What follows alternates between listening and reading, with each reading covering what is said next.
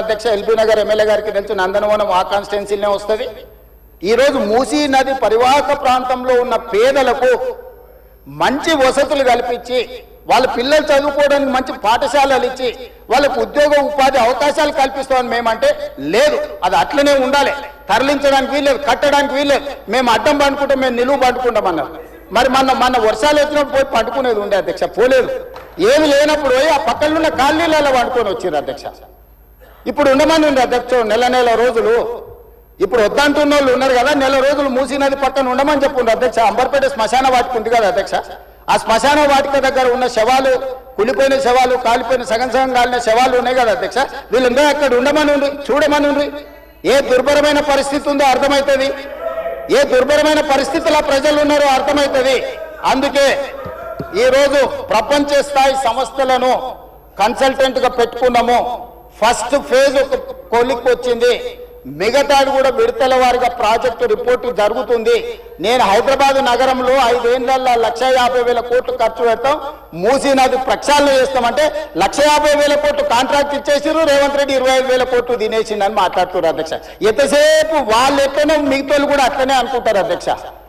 కాంట్రాక్ట్లు ఇచ్చుడు, కమిషన్లు కొట్టుడు, లిఫ్టులు పంపులు పెట్టుడు, ఇండ్లలో కనకవర్షం కురిపించుకున్నాడు, పోయి జన్వాడల్లో లేకపోతే మొయినాబాద్లో ఫామ్ హౌస్లు కట్టుకున్నాడు. ఇంతకు తప్ప మీరు చేసింది ఏంది? నా గురించి మాట్లాడే అర్హత మీకెక్కడిది? ఈ రోజుకు ఏది కూడా మేము కన్సల్టెంట్స్ డీటెయిల్ ప్రాజెక్టు రిపోర్ట్ ఇచ్చే వరకు అంచనాలు మేము చెప్పలేము. ఏంటంటే మేము 80,000 పుస్తకాలు చదవలేదు, మాకంత నాలెడ్జ్ లేదు, మేము అట్లా దొంగతనాలు చేయాలని పని కూడా పెట్టుకోలేదు అధ్యక్ష.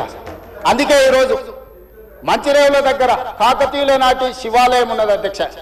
850 సంవత్సరాల పురాతనమైన శివాలయం మంచిరేవుల దగ్గర ఉంది అధ్యక్ష. గ్రేహాండ్స్ ల్యాండ్ ఉందా, ఈ రోజు అక్కడ శివాలయం కట్టదలుచుకున్నాం అధ్యక్ష. మన సంస్కృతిని కూడా పునరుద్ధరిస్తున్నాం. ముందుకు వచ్చిన తర్వాత మక్కా మసీదు ఉన్నది, ఒక అంతర్జాతీయ స్థాయి మసీదును అక్కడ కట్టదలుచుకున్నాం అధ్యక్ష. నదీ పరివాహక ప్రాంతంలో ముందుకు వస్తే సిక్ చావుని గౌలిగూడ దగ్గర ఒక అద్భుతమైన స్వర్ణ దేవాలయం లాంటి ఒక సిక్ మందిరాన్ని కట్టదలుచుకున్నాం అధ్యక్ష. ఆ విధంగా ముందుకెళ్తే ఉప్పల్ ప్రాంతంలో మెదక్ చర్చ్ లాంటి ఒక అద్భుతమైన చర్చిని కట్టదలుచుకున్నాం అధ్యక్ష. మూసీ నది పరివాహక ప్రాంతంలో ఒక పక్కన దేవుడు ఉంటాడు, ఇంకొక పక్కన అల్లా ఉంటాడు, ఇంకొక పక్కన గురుద్వారా ఉంటుంది, ఇంకొక పక్కన యేసు ప్రభు ఉంటాడు. ఈ 4 మతాలకు సంబంధించి మూసీ నది పరివాహక ప్రాంతంలో మత సమ్మేళనాన్ని చేసి ఒక మత సామరస్యాన్ని అభివృద్ధి చేయడానికి ఈరోజు కార్యక్రమాలు చేస్తున్నాం అధ్యక్ష. అదే విధంగా ఈరోజు ఇంటర్నేషనల్ స్టాండర్డ్స్ లో మనం అక్కడ ఉండే వ్యాపార కేంద్రాలను అభివృద్ధి చేయాలనుకుంటున్నాం అధ్యక్ష. ఈ రోజు నీళ్లు శాశ్వతంగా అందులో ప్రవహించే విధంగా నగరాల నుంచి వచ్చే మొత్తం కాలుష్యాన్ని మొత్తం నియంత్రించి సివరేజ్ ట్రీట్మెంట్ ప్లాంట్స్ పెట్టి ట్రీట్ చేసి ఆ వాటర్ ని కూడా వినియోగించుకోవడానికి ఈరోజు ప్రణాళికలు చేస్తున్నాం అధ్యక్ష. వీటన్నిటికీ అంచనాలు లేకుంటే టెండర్లు ఇచ్చి కాంట్రాక్టర్ల దగ్గర నుంచి మేము కమిషన్లు కొట్టదలుచుకోలేదు అధ్యక్ష. సంవత్సరంన్నర నుంచి నిరంతరం పనిచేస్తే ఇప్పుడు ఒక కొలిక్కి వచ్చినాయి. ఇంకొక సంవత్సరం పడుతుంది మొత్తం డీటెయిల్ ప్రాజెక్టు రిపోర్ట్ తయారు కావడానికి.